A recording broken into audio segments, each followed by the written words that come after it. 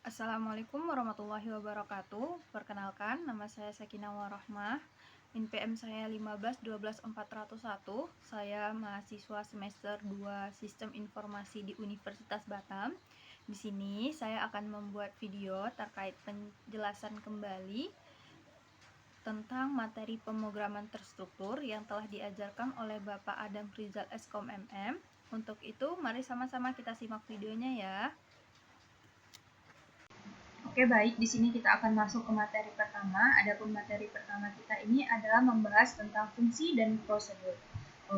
Fungsi adalah blok kode terpisah yang menerima input, output, atau parameter, memprosesnya, dan mengembalikan nilai menggunakan return. Sedangkan prosedur adalah blok kode yang melakukan suatu proses tapi tidak mengembalikan nilai. Dalam PHP, prosedur dibuat seperti fungsi biasa, hanya tidak menggunakan return. Adapun manfaat dari penggunaan fungsi dan prosedur itu adalah yang pertama, menghindari pengulangan kode. Yang kedua, program menjadi lebih rapi, modular, dan mudah dikelola. Terus yang terakhir, memudahkan debugging dan testing. Di sini kita akan melihat sintaksnya atau struktur umum fungsi di PHP. Ini ada function, terus nama fungsinya apa? Misal nama fungsinya salam. Nah, kita bisa tulis di sini salam, gitu ya. Terus dalam kurung $parameter 1, terus $parameter 2, tutup kurung, kurung kurawal, garis 2 blok kode, return hasil, garis miring 2, opsional.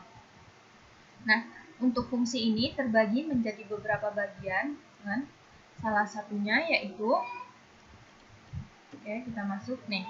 Ada yang pertama itu namanya fungsi tanpa parameter dan tanpa return. Ini dimulai dengan PHP, terus functionnya kita beri nama salam, ada dalam kurung, terus kurung kurawal, echo selamat datang di kelas PHP. Echo ini digunakan untuk menampilkan teks di layar browser ketika nanti kita pengen mencetak hasilnya. Sedangkan selamat datang di kelas PHP ini merupakan kata yang nanti akan dicetak. Jadi echo ini untuk memanggil, untuk menampilkan. Selamat datang di kelas PHP ini merupakan kata yang nantinya akan muncul. Terus salam ini disebut sebagai pemanggil fungsi, teman-teman. Jadi ketika misalnya nanti dicetak atau di runin, maka nanti yang akan muncul selamat datang di kelas PHP. Nah, selanjutnya kita masuk dengan fungsi dengan parameter. Seperti biasa, ini diawali dengan teks PHP, terus functionnya itu tampil nama. Ini kenapa nih tampilnya namanya nggak dispasi? Ini emang nggak bisa dispasi ya, teman-teman, karena kalau misalnya dispasi maka dia akan error. Terus ini di dalam kurungnya ini udah ada parameternya, $nama di dalam kurung, terus ditutup kurung, echo-nya ini untuk menampilkan teksnya ke layar, terus halo, $nama ini yang nanti teksnya yang akan ditampilkan. $nama ini akan diganti dengan nilai yang kamu berikan untuk memanggil. BR ini digunakan untuk pindah ke baris baru di tampilan halaman. Terus ini di bawahnya ada tampil nama, ini artinya kamu memanggil fungsi dan memberikan nama. Di sini kita beri nama Andi ya. Jadi nanti ketika dicetak, maka itu akan muncul halo Andi gitu. Nah, sama nih, yang kedua juga sama. Ketika kita cetak, nanti akan muncul namanya itu halo Budi gitu. Oke, next selanjutnya kita masuk dengan fungsi dengan return dan value. Ini kita mulai dengan PHP. Terus fungsi ini diberi nama luas persegi. Di dalam kurungnya ini ada $sisi, tutup kurung, kurung kurawal, return sisi dikali sisi. Nah, di function ini, luas persegi ini, nih kita butuh satu masukan, yaitu panjang sisi. Misalnya maksudnya itu lebih mudahnya ketika kita di sini kita cuma bisa menghitung satu aja. Sama kalau kita ngitung sisi ya sisi aja, kita ngitung panjang ya panjang aja gitu. Kita nggak bisa ngitung banyak. Nah, terus return sisi kali sisi ini, fungsi ini tidak menempelkan hasil ke layar secara langsung, tapi dia mengembalikan hasilnya ke panggilan fungsi. Terus ini ada dolar luas sama dengan luas persegi dengan 5. Di sini baru kita dipanggil fungsinya. Jadi ketika kita cetak eko luas persegi sama dengan luas dolar luas, maka di sini baru dihitung nih 5 dikali 5 sama dengan 25. Jadi nanti ketika hasilnya kita cetak, maka hasilnya akan menampilkan hasil 25. Oke, ini kita masuk ke fungsi dengan beberapa parameter. Ini sama dengan yang sebelumnya teman-teman, tapi yang ini lebih dapat pilihan gitu. Kalau yang pertama cuma bisa ngitung satu, tapi kalau yang di sini kita bisa menghitung 2. Jadi ini bisa dibayangkan sebagai alat hitung yang menyediakan 2 opsi gitu. Dua yang bisa dihitung. Misal 2 ditambah 1, terus 3 ditambah 2 atau 3 dikali 2. Nah, ini di sini nih di fungsi dengan beberapa parameter. Ini di sini fungsinya ini diberi nama hitung luas persegi panjang. Kalau hitung luas persegi panjang berarti ini ada dolar panjang, terus ada dolar lebar, returnnya ada panjang dikali lebar yang merupakan rumusnya ya.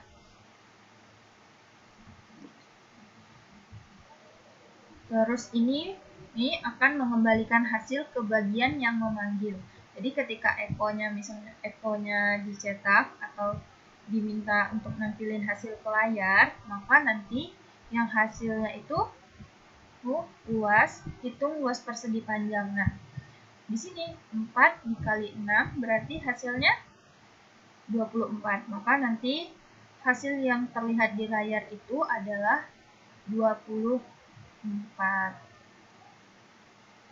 Nah, di sini ada perbedaan antara fungsi dan prosedur. Dari segi aspek, fungsi ini bermaksud untuk mengembalikan nilai, sedangkan prosedur itu tidak ada nilai kembalinya. Nah, terus untuk tujuannya juga kalau di fungsi itu tujuannya untuk memberikan hasil, sedangkan prosedur itu untuk menjalankan tugas atau aksi. Menjalankan tugas atau aksi ini kayak gimana? Kayak tadi, kayak kita menampilkan pesan. Nah, tentang pesan halo Adi, halo Budi gitu. Atau halo selamat belajar di kelas PHP. Nah, itu kan untuk menjalankan tugas atau aksi. Nah, sedangkan kalau fungsi ini kan untuk contohnya itu untuk memberikan hasil. Memberikan hasil ini kayak apa? Kayak menghitung luas. Ya tadi barusan kita ngitung kayak yang ini. Nih. Ini kita menghitung kan? Ini kita di sini ini adalah contoh dari fungsi itu menghitung luas total dan yang lain-lain. Masuk pada materi array. Jadi apa sih itu array? Array adalah struktur data yang menyimpan banyak nilai dalam satu variabel. Jadi fungsi array ini untuk menyimpan. Jadi array ini menyimpan banyak nilai dalam satu variabel gitu. Jadi adapun tujuan dari pembelajaran ini adalah untuk menjelaskan konsep dasar array dan string dalam PHP, terus menjelaskan gimana sih cara menggunakan array, cara menerapkan fungsi-fungsi dasar dari array dan string, terus gimana sih cara mengelola program sederhana yang melibatkan pengelolaan data array dan string. Jadi di sini kita akan belajar itu semua. Terus macam-macam array. Macam-macam array. Array ini terbagi menjadi beberapa bagian. Yang pertama ini ada yang namanya array index. Ini bentuk array index ya. Di sini ada dolar buah sama dengan dalam kurung awal apel, jeruk, mangga. Nah, di sini dicetak yang untuk menampilkan itu dolar buah 0. Kenapa 0? Karena di sini kita tulis 0, maka outputnya akan keluar yaitu apel. Tapi kalau misal teman-teman di sini tulis 2, berarti output yang keluar yaitu mangga. Nah, di sini yang kedua ini ada yang namanya array asosiatif. Dolar nilai Andi, terus di ini nilainya sama dengan 80, sedangkan Budi nilainya 90. Jadi Eko nilai Budi. Di sini karena kita minta nilainya si Budi, maka yang keluar adalah 90. Kalau misalnya kita minta nilainya si Andi, maka nilai yang keluar berarti 80. Nah, di sini ada yang namanya array multidimensi. Array multidimensi ini bentuknya kayak gini. Dia ke bawah. Nah, dolar siswa, nah, Andi nilainya 80, terus Budi 90, terus Ekonya siswa 1, terus 0, outputnya Budi. Nah, dia di sini siswanya Budi ini yang jadi 1, berarti outputnya Budi. Nah, di sini ada yang namanya fungsi array secara umum. Yang pertama itu ada count, itu menghitung jumlah elemen. Terus ada array push, itu menambahkan elemen ke akhir. Terus ada sort, mengurutkan array index. Ada assort, mengurutkan array asosiatif berdasarkan nilai. Terus ada yang namanya keysort, mengurutkan array asosiatif berdasarkan kunci. Terus ada implicate, menggabungkan array menjadi string. Terus ada export, memecahkan string menjadi array. Nah, ini adalah fungsi-fungsi array. Jadi mari kita bahas satu-satu ya. Kita mulai dengan count. Nah, count ini berfungsi untuk menghitung jumlah elemen di dalam array. Nah, di sini ada dolar buah, ada apel, jeruk, mangga. Jadi ekonya jumlah buah. Ekonya kita tulis jumlah buah, titik, terus tanda petik, titik, count. Karena ini count, kita pengen menghitung berapa sih jumlah yang ada di dalam array ini. Jadi kita tulis count dalam kurung dolar buah, kurung. Jadi outputnya berapa? Outputnya 3, karena sini ada apel, ada jeruk, ada mangga. Nah, kalau semisal nanti di sini ada pisang, ada strawberry, atau ada blueberry, berarti nanti output yang keluar itu ada 6. Karena di dalam arraynya ada 6. Nah, oke, itu yang pertama. Yang kedua, ini ada namanya array house. Itu menambahkan elemen ke akhir array. Jadi kalau misalnya teman-teman pengen nambahin elemennya di akhir, kita menggunakan array flush. Ini ada dolar buah, apel, terus ada jeruk.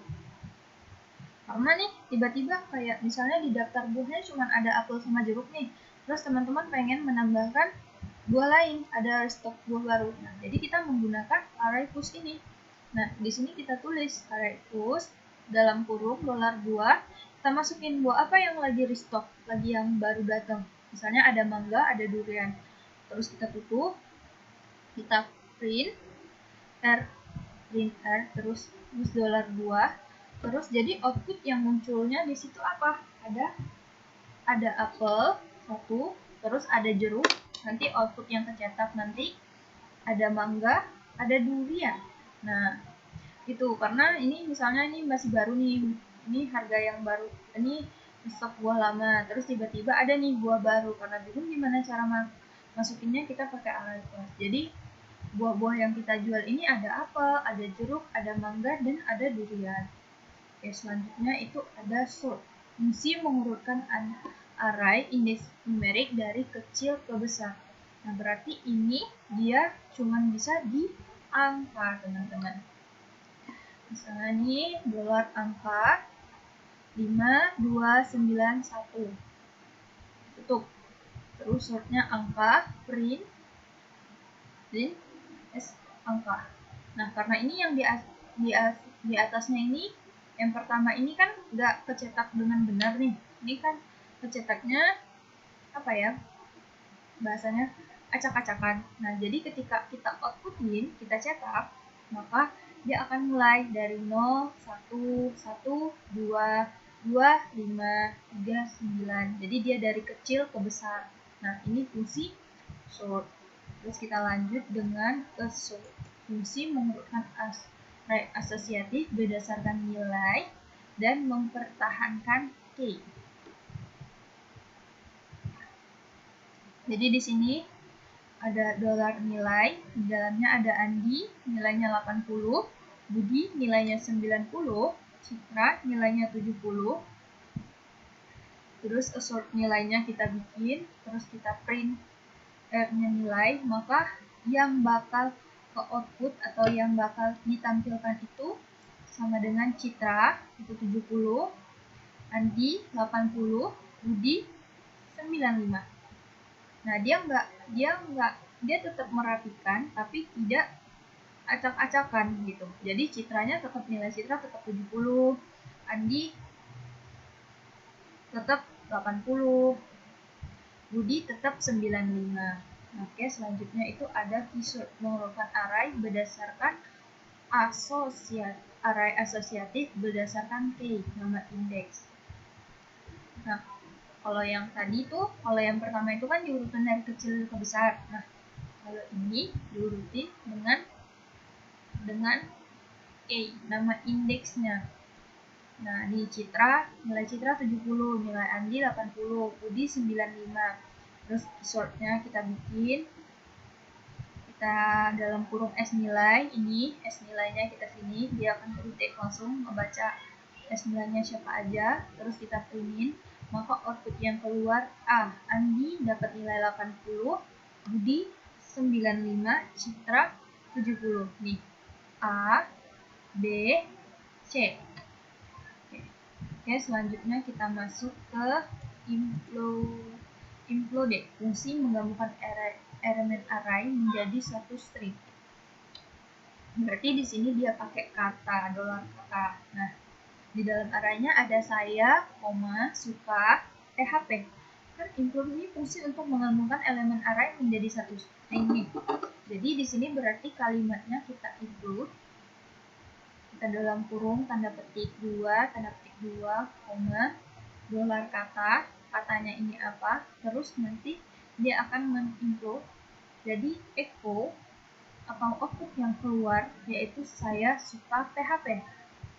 Jadi nggak jadi kayak saya ada ini suka ada tanda petiknya PHP, enggak, dia menjadi satu kalimat yang mudah untuk dibaca. Oke, selanjutnya ke expose, yaitu fungsi memecahkan string menjadi array.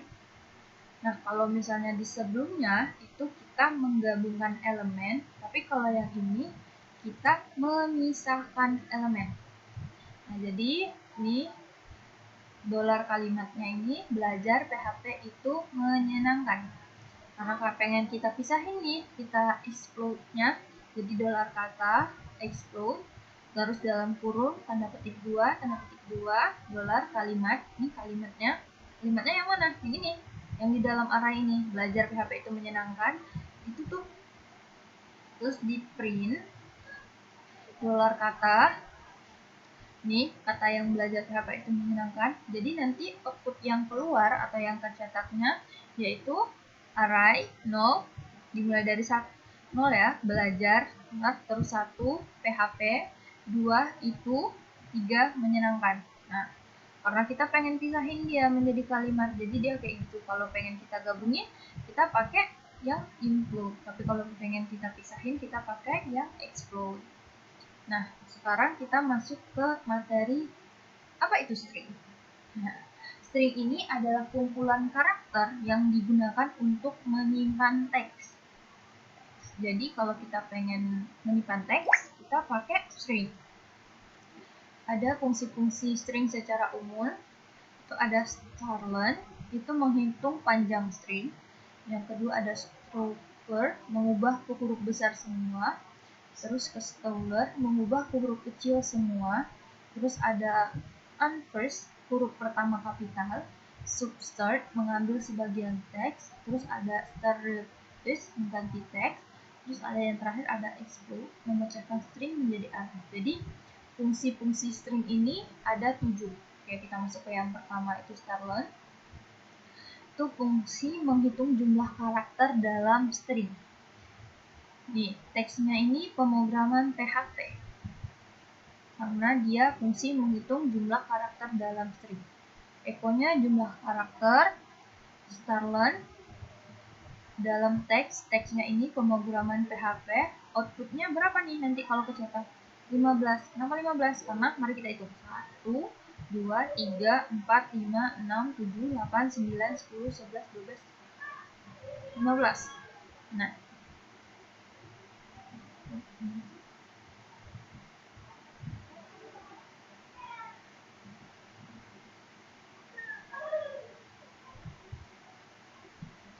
jadi outputnya 15 karena menghitung jumlah karakter yang ada di dalam string ini berapa? Ada 15, jadi 15.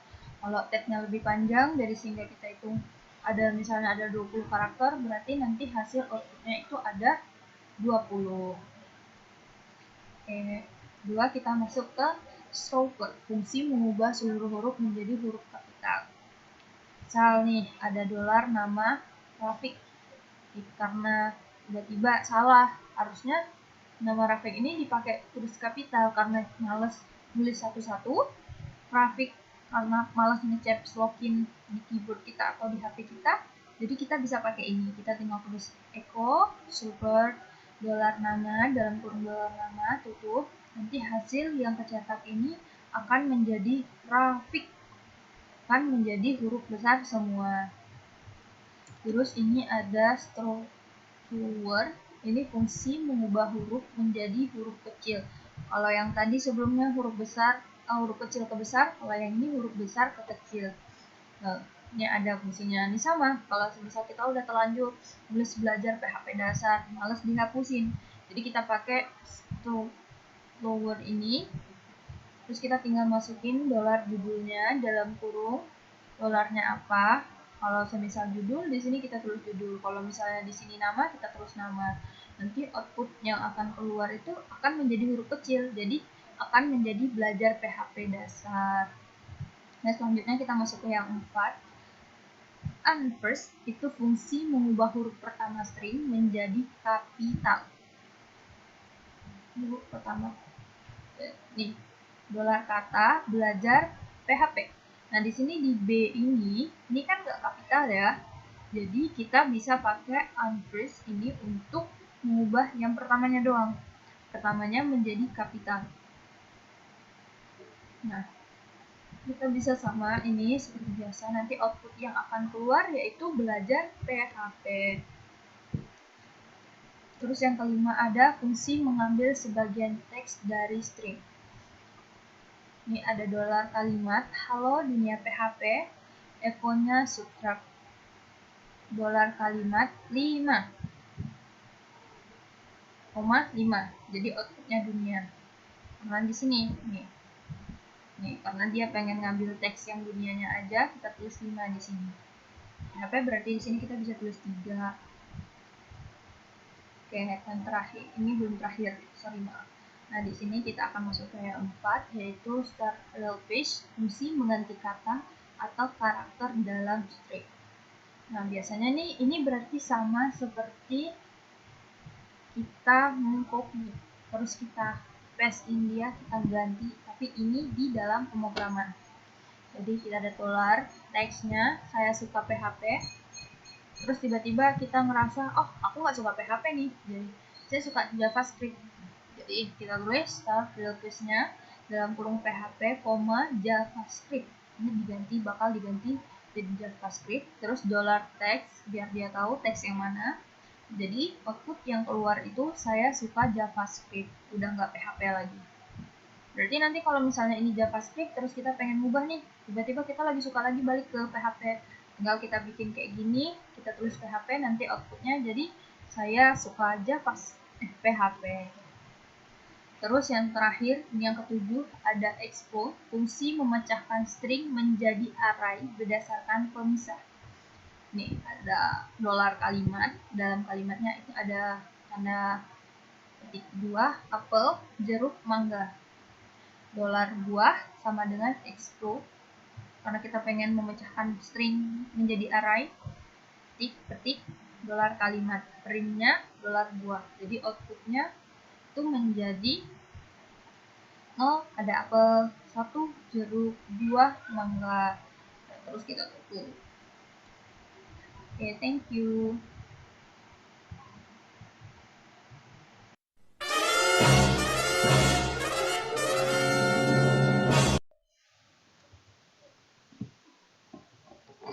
Sekarang kita masuk ke pembelajaran konsep dasar Object Oriented Programming (OOP) dalam PHP. Adapun tujuan dari pembelajaran ini adalah untuk menjelaskan konsep dasar dari OOP, itu ada yang namanya class, object, interface, encapsulation, dan polymorphism. Menerapkan struktur OOP dalam pemrograman, terus membuat program sederhana menggunakan pendekatan berbasis objek, terus yang terakhir menggunakan properti method di dalam kelas. Oke. Apa itu OOP? Nah, OOP ini adalah pendekatan pemrograman yang berfokus pada objek daripada prosedur.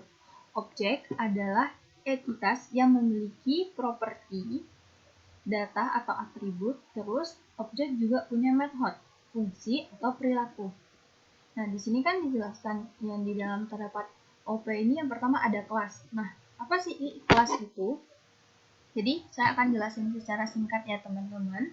Kelas adalah prototype atau blueprint atau rancangan yang mendefinisikan variabel dan metode-metode pada seluruh objek tertentu. Kelas ini berfungsi untuk menampung isi dari program yang akan dijalankan. Di dalamnya berisi atribut, data untuk menjalankan suatu program. Kelas ini merupakan suatu blueprint atau cetakan untuk menciptakan sesuatu instan dari objek kelas, juga merupakan proof satu objek dan kemiripan dan realisasi objek lain. Contoh dari kelas ini ada kelas person, visual, tree, dan lain-lain. Terus apa sih objek ini? Jadi yang dimaksud dengan objek ini adalah sekumpulan software yang terdiri dari variabel dan metode yang terkait. Objek juga merupakan benda nyata yang dibuat berdasarkan rancangan yang didefinisikan di dalam kelas. Jadi, objek ini adanya di dalam kelas ya, teman-teman. Objek ini, jika kelas secara umum mempresentasikan sebuah objek, sebuah instansi adalah representasi nyata dari kelas itu sendiri. Contoh dari kelas bed kita dapat membuat objek mangga. Jadi ketika kita buat kelasnya, karena kelasnya A, terus yang di dalamnya ada dalam kelas ini pasti ada buahan kayak buah mangga. Nah, ini yang dinamakan objek. Jadi kelasnya di luar, objeknya di dalam. Oke, selanjutnya kita masuk ke materi ini pembungkusan. Pembungkusan ini membatasi aksi ke properti atau metode agar tidak sembarang diakses atau diedit. Nah, di sini ada kelas siswa, terus ada privat, $nama. Properti ini menyimpan nama siswa dan bersifat privat. Artinya, nama dari siswa ini hanya bisa diakses atau diubah dalam kelas itu sendiri, bukan langsung dari luar objek. Baik. Ini tentunya melindungi data dari perubahan yang tidak diinginkan. Jadi, semisal yang bisa mengakses dari data nama siswa ini ya cuma admin doang. Orang yang di luar admin, misalnya orang yang tidak berkepentingan itu nggak bisa. Terus ada public function, set nama, $SN, ini adalah setup atau metode mengatur. Metode ini public sehingga bisa dipanggil dari luar kelas untuk mengisi atau mengubah nilai properti dari nama. Ini adalah cara kontrol untuk memodifikasi data privat. Terus ada yang namanya, terus ini yang terakhir ada public function getNama dalam kurung. Ini adalah getter, metode pengambilan. Metode ini juga public, memungkinkan Anda untuk membaca dan mengambil nilai properti nama dari luar. Oke, sekarang kita lanjut ke pewarisannya. Kelas bisa mewarisi sifat atau metode dari kelas lain. Nah, ini contohnya kelas kendaraan.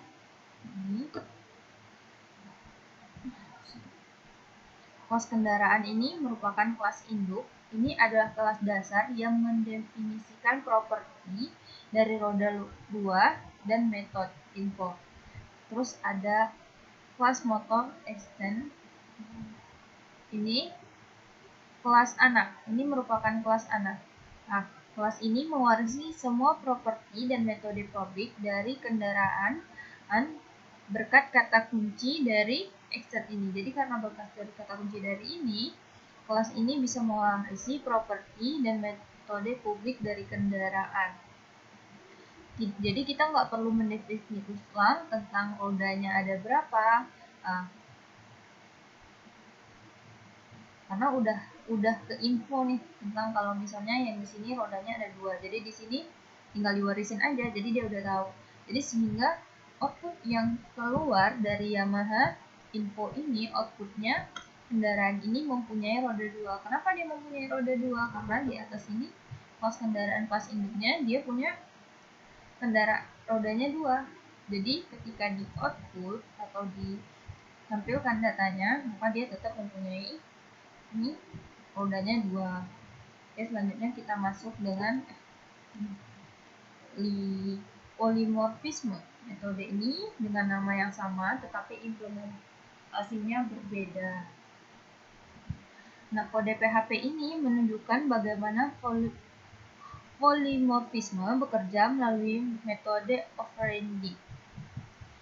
Kelas hewan, ini kelas induknya, mendefinisikan metode umum atau suara yang mengeluarkan. Ini jadi suara hewan secara umum. Terus ini kelas kucing extens hewan, ini termasuk kelas anak. Dia mewarisi dari hewan. Tapi menimpa operate metode suara dan implementasi yang lebih spesifik, yaitu mengeluarkan suara meong. Jadi kucing ini ngeluarin suaranya meong. Nah, jadi saat Anda membuat objek kucing, ini binatang dengan nama kucing, dan memanggil binatang terus suara, maka outputnya adalah meong. Oke, sekarang kita masuk ke kesimpulannya. Konsep dari OOP, kelas dan objek. Keterangan singkat ini, fondasi OOP, objek dibuat dari kelas. Encapsulation, proteksi data dengan privat dan metode publik. Terus ada inheritance, pewaris dari private class kecil. Polymorphism ini metode dengan nama sama, isi berbeda.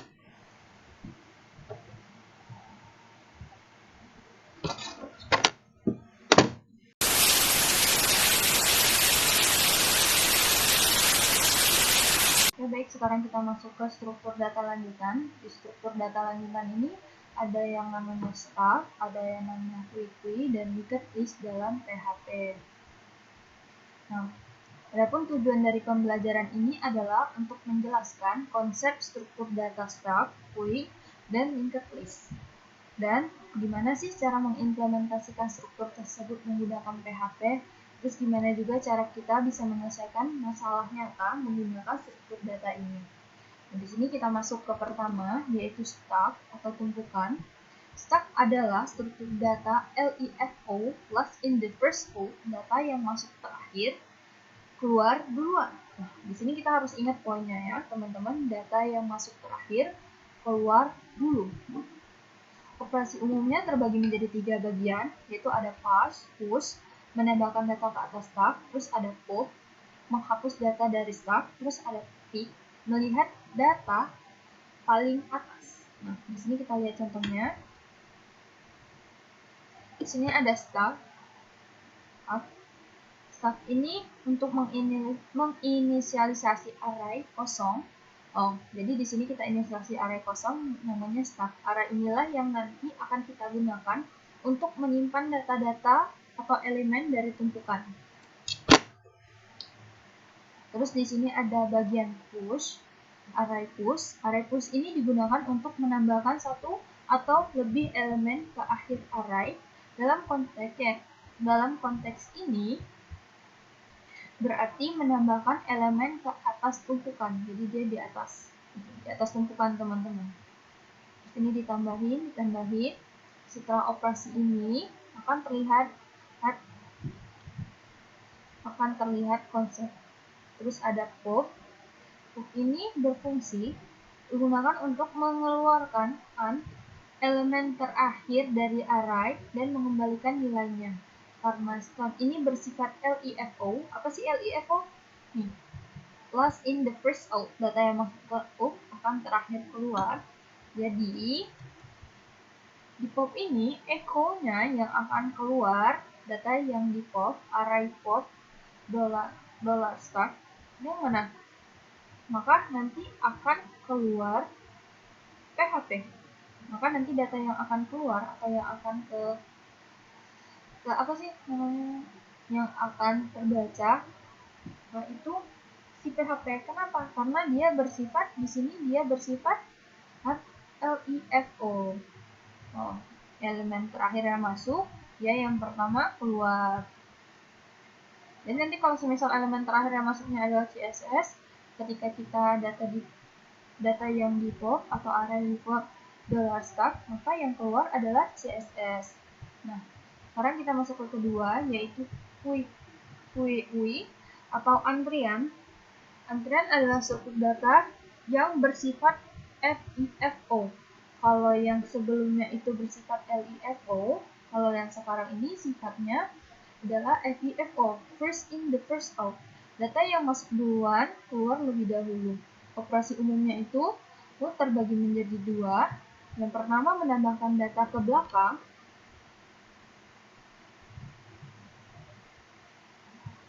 Yang pertama menambahkan data ke belakang antrian. Yang kedua menghapus data dari depan antrian. Nah, mari sama-sama kita lihat codingannya. Contohnya, ini dianalisasi bahwa sesungguhnya array yang nanti akan digunakan ini. Ini kita analisasi dulu.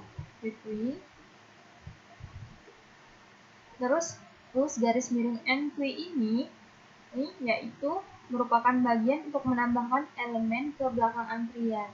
Fungsi array push digunakan untuk menambahkan satu atau lebih elemen ke akhir array. Dalam konteks antrian ini berarti menambahkan orang ke barisan belakang. Jadi nanti kalau semisal nanti kita lurusin, itu akan jadinya Budi, Citra. Kenapa begitu? Karena Andi paling depan, Citra paling belakang. Nah, terus ada garis miring Dakui. Garis ini melakukan operasi DP, yaitu mengeluarkan elemen dari depan antrian. Fungsi array shift digunakan untuk mengeluarkan elemen pertama dari array dan mengembalikan nilainya karena antrian adalah FO, elemen pertama masuk, Andi. Jadi ketika kita nge-echo atau mencetak dia, maka yang pertama kali keluar adalah, yang akan keluar adalah Andi. Kalau semisal Budi yang di atas, nanti jadinya Budi. Terus kita masuk ke yang ketiga, yaitu linked list atau daftar berantai. Nah, linked list adalah struktur data di mana setiap elemen menyimpan nilai dan referensi ke elemen berikutnya. Konsep ini sederhana, cuma ada no, terus data, terus next. Kita coba lihat codingannya ya teman-teman. Ini codingannya. Class node ini mewakili setiap elemen dalam daftar, memiliki $data, ini $data yang nilai disimpan, dan $next pointer ke node berikutnya. Konstruksi itu menganalisasi data dan mengatur $next ke nol secara default. Terus ada kelas linked list. Ini bertanggung jawab untuk mengelola seluruh data. Memiliki $head yang menunjukkan node pertama di daftar. Terus ini. Jadi nanti ketika semisal udah selesai ini, maka hasil yang akan ke echo-nya atau kecetaknya yaitu Senin, Selasa, Rabu. Nah, kenapa? Karena ini sesuai kan? Nah, begitu teman-teman. Jadi output yang keluarnya nanti akan menjadi di Senin, Selasa, Rabu. Nah, di sini kita akan bahas perbandingannya. Perbandingannya tuh adalah stock atau struktur datanya stock. Ini akses datanya itu bersifat LIFO. LIFO itu apa? Terakhir masuk, pertama keluar. Itu yang perlu kita ingat. Jadi, kapan kita menggunakannya? Kita menggunakan stock ini seperti di undo. Undo itu ketika kita mengecek data di Word ya teman-teman. Biasa kita pakai di Word. Ya bisa ada undo, ada redo kan. Nah ini undo. Terus ada navigasi halaman. Terus ada yang namanya big trick. Terus ada quick. Akses datanya ini bersifat LIFO, di mana pertama masuk, pertama keluar. Jadi dia seperti sistem antrian ya. Kayak kita ngambil antri, kita pertama kali masuk, nanti kita yang pertama kali dipanggil. Nah, seperti itu juga. Nah, ini kapan digunakan antrian cetak? Seperti ketika kita pengen ngeprint sesuatu, misal. Terus sistem tiket. Ingat. Terus yang terakhir ada struktur data linked list. Itu akses datanya bersifat pointer based. Urutannya berdasarkan node. Kapan ia digunakan? Ia digunakan ketika data dinamis atau tidak tahu nih berapa jumlah data tetapnya. Jadi ketika kita nggak tahu jumlah data tetapnya berapa, kita akan menggunakan struktur data linked list. Nah, baiklah, mungkin hanya sampai sini saja pembahasan yang akan saya sampaikan. Saya mohon maaf jika ada tersalah kata dalam penyampaian. Saya di sini masih belajar dan masih banyak belajar. Untuk itu, wassalamualaikum warahmatullahi wabarakatuh.